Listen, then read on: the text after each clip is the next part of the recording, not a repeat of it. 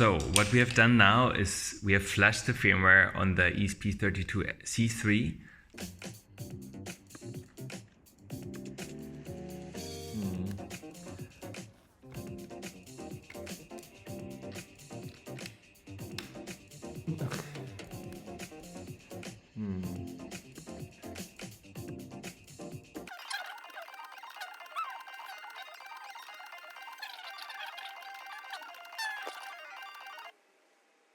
Which is now connected to the photodiode. What we have not done yet is connecting the diamond via the SMA connector to this board so that we can get the frequency ready for the ODMR experiment. This is something we're going to do now. For this, there is a little thread here that you simply need to put on. So it's a little screw mechanism for one side, and the other side goes to the chip here. So I'm using two hands now. Okay, and we again verify whether we see any fluorescence, which is the case. So the red spot here is basically the fluorescence. And so now we go over to the thing here.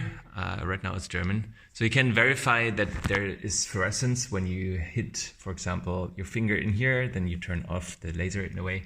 And so what's happening now is there is light reaching the diamond. So there's fluorescence, you will detect this here, and then the photodiode is going to measure the intensity that is coming back.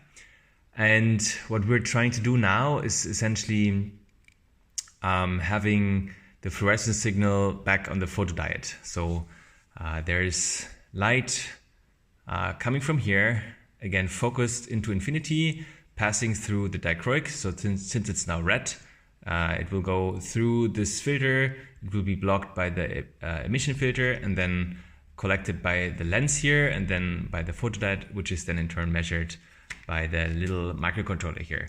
And what we're doing is like we're sweeping through the frequencies here, and around this frequency we should see some variation in the emission signal in order to see that there is fluorescence decrease depending on the spin flip of the resonance of the NV center.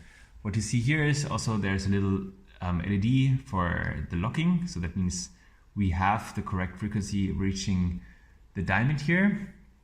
And so I'm turning off the light now to see it a little better, I hope. We can basically just cover it.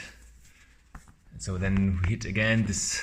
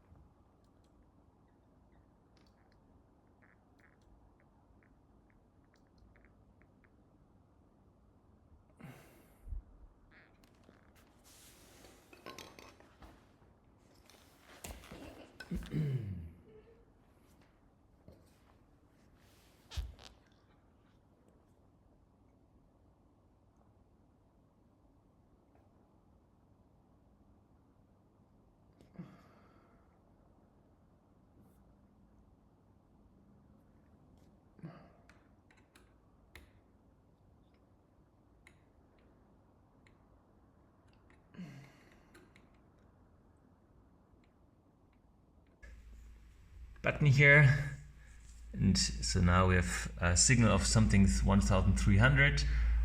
There's a little bit of a noise, and then hopefully around the following frequency there is a decrease, which is currently not the case.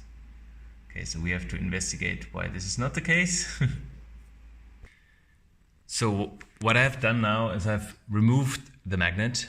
So in order to observe the first resonance, we only want to see the one quantum state, not like the split of the quantum state when you introduce the magnet. And so what you see here, I think there's a lot of background, and I think also the diamond we use is not ideal, but this is the resonance frequency of the NV centers. And so we are starting again to make it reproducible. So again, the frequency is sweeping through, and then around here we would expect the resonancy. So there's a dip, and then it goes back on again. And what we can do now is basically try to find a different diamond. And so we are scanning, so there are 3 diamonds here. There's another one, and there should be one more. So I'm trying to find that with 2 arms.